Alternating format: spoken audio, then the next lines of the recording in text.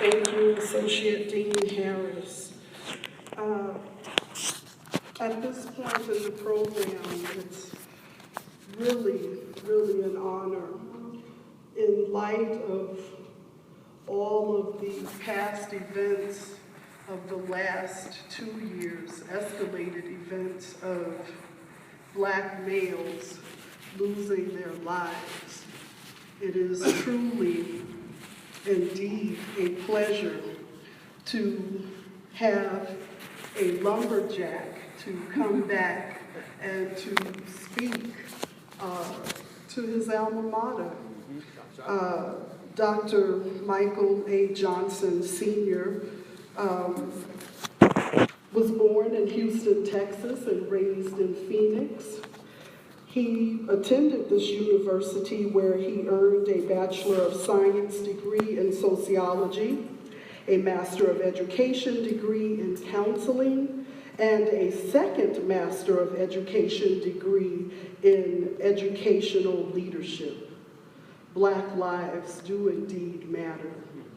And so it is with much honor and a pleasure to invite to the podium Dr. Michael A. Johnson, Sr.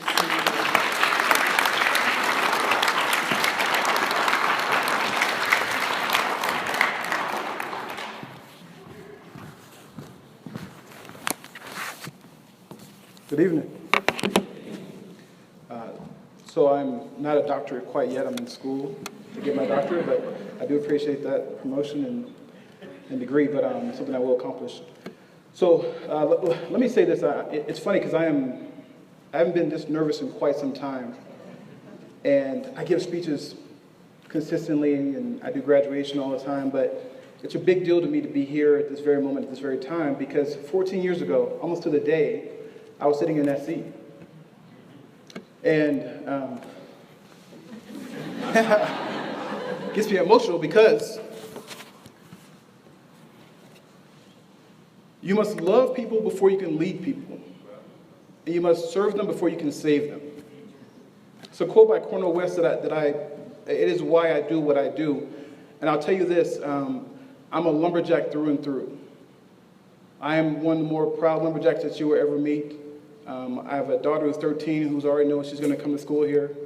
I've already been hoping that she's coming to school here. My son, who's 8, says he's going to come to school here and be a dean as well. And it's important because this institution helped develop me, but also I think I have a right to criticize the institution. And here's what I'm saying. To be a Black student at NAU is a grind. To be a Black student in higher education in America is a grind. So much so, everyone knows about the University of Missouri and things that went on. And the interesting thing about that is the things they brought up were things that we had been going through back 14 years ago when I was here and many years ago when other people were here. It wasn't new stuff. There was a hashtag Black on Campus in which many Black students had talked about their experiences at these institutions. And I put out a couple things that I went through, and I got some responses back, some tweets back saying, why did you go there and if it's so bad? Or why not go somewhere else? And I said, because I have a right to go there. So it's akin to someone saying that if you don't want a crime to happen, stay in the house. As opposed to saying, don't let the crime happen. So I'm telling you, to be a student, and it's not an indictment on NAU, it's in higher education, it's a grind. But I tell you, it's worth it. It is worth it. Listen, I am the most average dude you will ever meet. I'm a dark-skinned, chubby dude with a speech impediment. I got swag, but I'm just saying that's just me being 100% honest with you. But I do feel like I have an anointing. I feel like that God knew what he was doing when he put me here. God knew what he was doing when he put me through. When I say a grind, I'm saying there's times when you walk into a class, you're the only Black person there, and no one's sitting next to you. But can I tell you, there are more of you graduating than there were a total population of us back 14 years ago? To hear that there's 1,400 Black students here, and there are more of you that are graduating than there was us total. There were 19,000 students, about 250 blacks or so, and most of them here were for athletics. There were only a few that were here just on grades alone. And so I was one of the guys who just came here for school. I walked on the football team, but I'm fourth string. I'm only 5'11" with boots on. So I wasn't going to be starting, and I wasn't going to get beat up for no reason. So I decided to get involved in student government. But I'll tell you, the very reason why I decided to get involved and why I became student body president wasn't because I was like, I love NAU and I want to become student body president. It was because of the stuff that many students that look like me went through. And what happened is God said, okay, I'm going to use you. I'm going to put you out there. Even though you're shy, you don't speak well, I'm going to put you out there because you have a message. And I'm going to use you so that later on, you open some doors. And so now I'm in a position where I'm the dean of students at a university. And so when I have black students come to me, I know exactly what they're talking about. I'm now at the table so that I can eliminate some policies that are unfriendly to minority students. But if I did not go through that grind here, I would not be prepared for that later. You gotta understand what I'm saying, guys, is it's tough to be a black student in America. In particular, it's tough to be a black male outside these walls. And so people often put out the images of what they think a black person, a black male is. And I say we need a stereotype renaissance. We need a rebirth on what it means to be a black male. I need you all to be the picture of the black male. I'm looking at black men right now. So I listen to rap music, right? I know how to do all the well, not really, but I know how they go. I know how they go. I just can't really dance. But back when we were in school, everybody would do heel toe and crip walk, and now dancing is like miming. Everybody's like, so it's a little different. But I'll tell you. So oftentimes, what people will do is they will associate just that part of our culture as that's what it means to be a black male. Not knowing that I can listen to Lil Wayne in my car, and then I can put on my bow tie and go into work and sit at the president's cabinet. So my music doesn't define me. None of that stuff defines me. I define me. So it's like, what happens next? What you guys are doing right now, the fact that you are graduating, the fact that you are getting a piece of paper that no one can take from you. Jobs come and go. They come and go, but the degree is there for life. It's an important piece. You will have multiple jobs, but a person can never take away the fact that you have this degree. That is now with you. And I challenge you to continue it. I challenge you to continue to learn. Listen, I tell every student that I work with, in particular black students, you must put in time and a half. We don't have the luxury of showing up late. We don't have the luxury of doing half-butt stuff. Other folks can do that. We don't have that luxury. And so I just turned 37 years old, but from my first job after NAU through the job I have now, I was a guy who came in early, left late. While my peers would leave early, but I let them do that.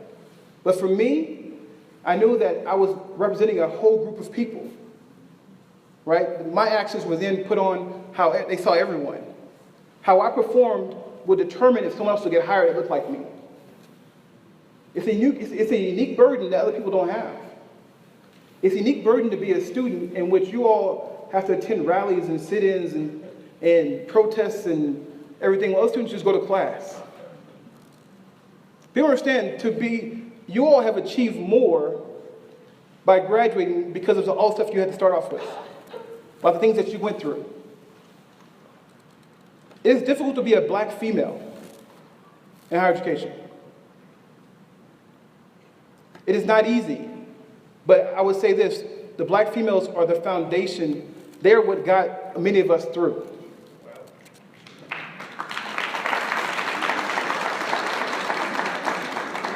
My sister was a student here, and man, I was broke. When I say broke, I made $75 every 2 weeks. I worked at the front desk at Campus Heights, which is now something different, but family housing back then. I had a little Nissan Altima that I was barely making a car note on. All right, I was struggling. So my sister made sure I had ramen noodles to eat. We had a little hot plate, which is illegal. You don't have hot plates in your room, but back then we had hot plates. But I'll tell you, it's just there were many times in which many of the females, they would help braid our hair, right? Back then I had an afro and cornrows, right? Now it's receding, so I just keep it bald so no one knows. Times have changed. But what I'm saying is that we relied on one another to get through this, right? And there's a book by Ellis Coast. It says The Rage of a Privileged Class. And talks about why middle-class blacks are angry. And what he's saying is that we experience, folks with education degrees and a career will experience more racism because you're dealing with people that are not like you. It's one thing to be in your neighborhood and everybody looks like you. Another thing that now you have a job and you become a part of corporate America, you're gonna experience some things and no one's gonna call you the N-word. That's old school. The stuff you experience now is someone denying you a promotion. Like that's the stuff that matters. Or someone controlling where you live. So the question is, what do you do about it? I'll tell you this. Every day you grind. You make sure that you provide opportunities for other people. You make sure you give back.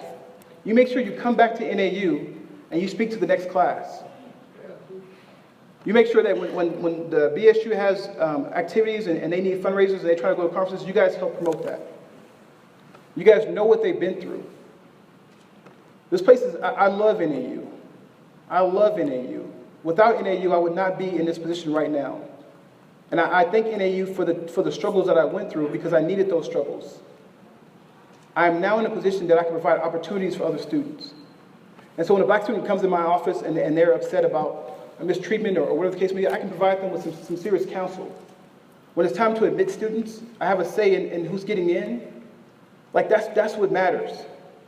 That's what matters. You gotta know that, I know my time is short, but I want you all to know that this is one of the bigger deals in my life to come back to where I graduated from to speak to you all. And I want you all to make sure that y'all continue to give back. Continue to learn, and when you get out there, I want you to grind. I want you all to do more. Do not be average. Don't just get by. Don't just get by. And so many of the parents and older generation, they understand what I'm saying, and so that's why they give an applause, because they know that there's a thing that says, never been there can't tell been there how to get there. I tell my daughter all the time, you can't tell me how to be 13, I've been 13. Right? I tell people that work for me, I'm like, you ain't been dean before. You can't tell me how to be dean. You know what I'm saying? I tell the students when I'm teaching the class, you can't teach the class. You're still learning. Right? So sometimes I say, hey, we need to listen. We need to work hard. We need to grind. And we put in time and a half. We don't have the luxury of being average. We don't have that luxury. So if you feel like I'm preaching at you, I'm not trying to preach at you. What I want you to also understand is that what you have done is tremendous. It's a tremendous accomplishment, but it's not over. They call commencement because it means the beginning. Many times people say, I can't wait to graduate. Well, actually, all you're doing is you're getting started for the next part of your life. Right? And keep in mind this, if all we did was always take the elevator, and one day the elevator broke, we would struggle taking the steps. So we gotta take the steps. We gotta take the steps, and then when we take the elevator, we can do that every now and again, because it's life, there's sometimes when it's easy. But don't take the easy way. Continue to grind. I want you to know, guys, I'm very, very proud of you all. I want you all to reach out to me anytime that you can. If you ever just need anything, let us a recommendation. You're a lumberjack. We're lumberjacks. We are going to be united in that way forever. I want to say thank you to Deb Harris and Kevin Chase and a number of people who were here when I was a student. Erin Grisham was here when I was a student. Erin Grisham was student vice president. And she was here when I was a student. And so I want you all to just keep that in mind, celebrate this. This is a huge accomplishment, but make sure you come back. Make sure you come back and give back. And never stop learning. Thank you.